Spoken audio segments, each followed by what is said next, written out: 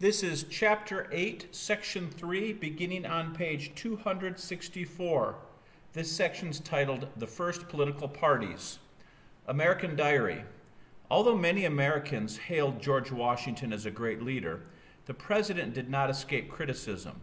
One critic was Ben Franklin's grandson, Benjamin Franklin, Botch, a writer and publisher.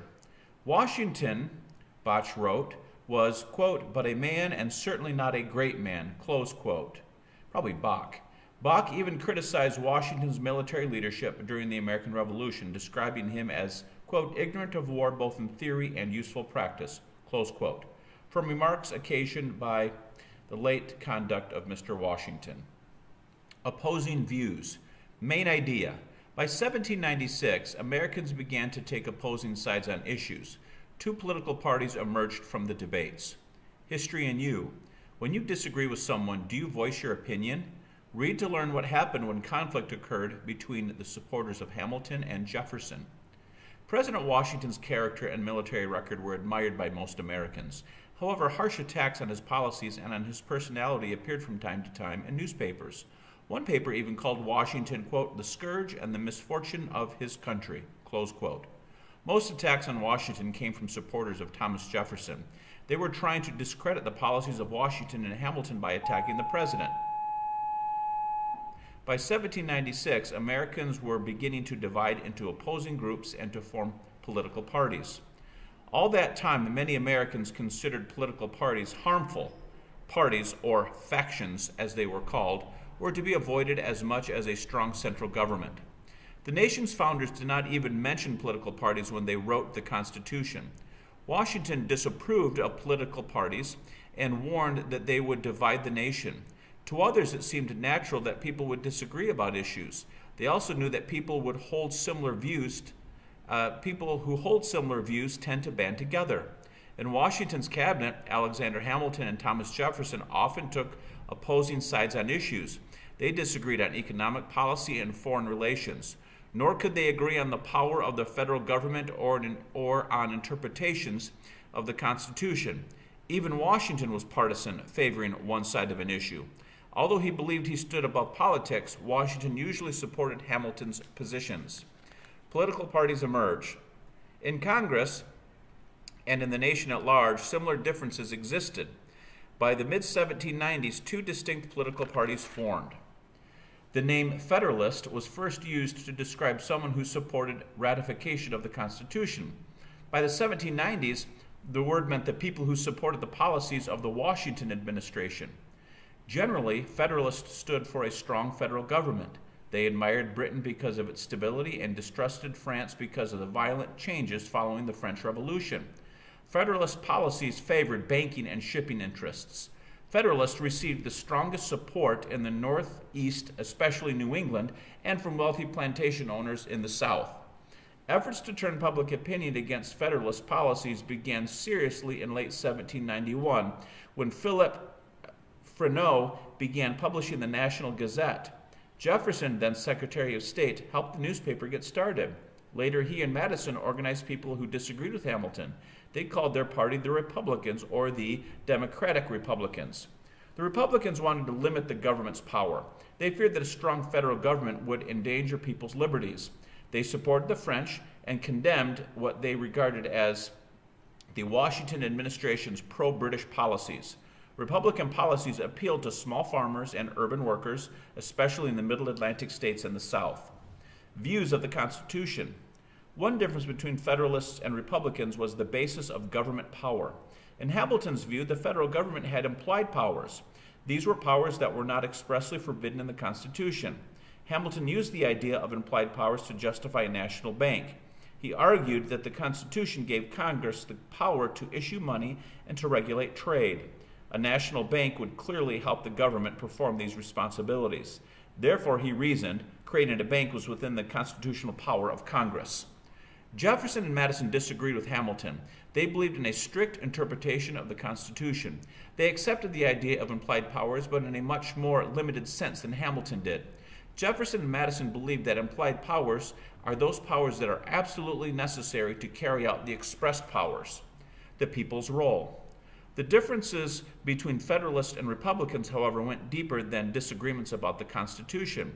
The parties also disagreed about the role of ordinary citizens in government. Federalists supported representative government in which elected officials ruled in the people's name. Too much democracy, Federalists claimed, was dangerous to liberty. Therefore, they did not believe that it was wise to let the public become too involved in politics. Hamilton said, primary source, quote, "The people are turbulent and changing. They seldom judge or determine right," close quote, from his speech at the Constitutional Convention. Public office, Federalists thought, should be held by honest and educated men of property who would protect the rights of all the nation's people. Ordinary people were too likely to be swayed by agitators. In contrast, the Republicans feared a strong central government controlled by only a few people. They believed that democracy and liberty would be safe only if ordinary people participated fully in government. As Jefferson said in a letter, primary source, quote, "I'm not among those who fear the people. They, and not the rich, are our dependents, what we depend on, for continued freedom," close quote, from the papers of Thomas Jefferson. Washington tried to get his two advisors to work out their differences. Knowing that Jefferson was dissatisfied, Washington wrote to Jefferson, primary source, quote, "I ardently wish that some line could be marked out by which both of you could walk," close quote, from George Washington, Letters and Addresses. Nevertheless, Jefferson resigned as Secretary of State, and soon after Hamilton resigned as Secretary of the Treasury. The rival groups and their points of view moved further apart. The election of 1796. In the presidential election of 1796, candidates sought office for the first time as members of rival political parties. To prepare for the election, the Federalists and the Republicans held meetings called caucuses. At the caucuses, members of Congress and other leaders chose their party's candidates for office. The Federalists nominated Vice President John Adams for president and Charles Pinckney for vice president. The Republicans put forth former Secretary of State Jefferson for president and Aaron Burr for vice president. Adams and Jefferson, once good friends, became bitter rivals. The Federalists expected to easily carry the New England region. The Republicans' strength lay in the southern states. Most of that region's votes went to Thomas Jefferson. In the end, Adams received 71 electoral votes, winning the election. Jefferson finished second with 68 votes. Under the provisions of the Constitution at the time, the person with the second highest number of electoral votes became vice president. Jefferson therefore became the new vice president. The administration that took office on March 4th, 1797, had a Federalist president and a Republican vice president. Reading check. Explaining. How did members of opposing parties become president and vice president in the election of 1796? President John Adams. Main idea. During his administration, President John Adams faced a dispute with France and the issues of states' rights at home. History and you. Do you think you should be free to say or write anything you want about the government? Read to find out why the Federalists passed laws restricting freedom of speech. John Adams spent most of his life in public service. One of Massachusetts' most active patriots, he later became ambassador to France and to Great Britain and served 2 terms as vice president under Washington. The Xyz Affair. When Adams became president, he inherited the dispute with France. The French regarded the 1794 Xyz Treaty as an American attempt to help the British in their war with France. To punish the United States, the French seized American ships that carried cargo to Britain. In the fall of 1797, Adams sent a delegation to Paris to try to resolve or bring to an end the dispute.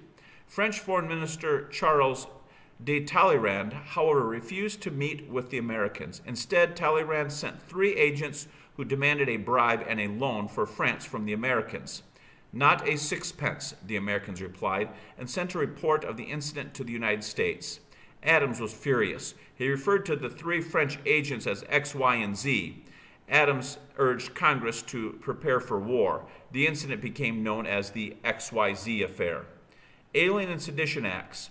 As public anger rose against France, Americans became more suspicious of aliens, or immigrants living in the country who were not citizens. Many Europeans who came to the United States in the 1790s supported the ideals of the French Revolution. Some Americans questioned whether these aliens would remain loyal if the United States went to war with France. Federalists responded with strict laws to protect the nation's security. In 1798, they passed a group of measures known as the Alien and Sedition Acts. Sedition refers to activities aimed at weakening the established government. The Alien Act allowed the president to imprison aliens or send those considered dangerous out of the country. Domestic and foreign affairs. In response to the Alien and Sedition Acts, Republicans looked to the states to preserve people's liberties by standing up to what they regarded as Federalist tyranny.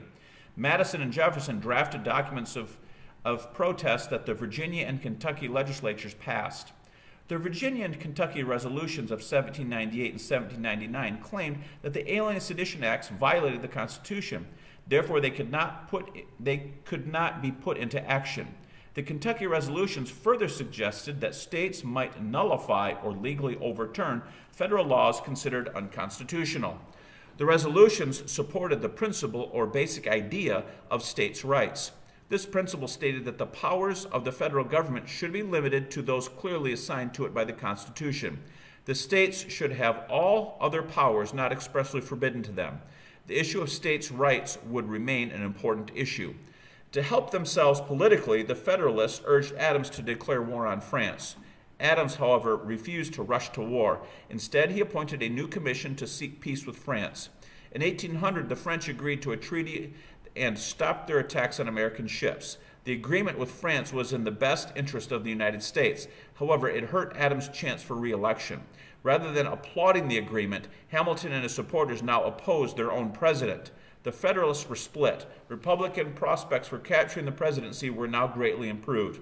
The road was clear for Thomas Jefferson in the election of 1800. Reading check. Summarizing. How did peace with France affect the Federalists? Section 3 review. Number 1, define the following: partisan, implied powers, caucus, resolve, alien, sedition, nullify, principle, states' rights. Next question, discussing. 2, how did the Federalists and the Republicans view the role of ordinary people in government? 3, next question, why did some Americans feel threatened by the passage of the Alien and Sedition Acts? Next question, number 4, how did Jefferson's views about the Constitution's implied powers differ from the views of Alexander Hamilton? Next question. 5. Write a paragraph explaining in your own words how Adams tried to avoid war with France. And the last question, number 7, answer the essential question: how did the Federalist and Republican parties form, and on what issues did they disagree? This concludes Chapter 8, Section 3.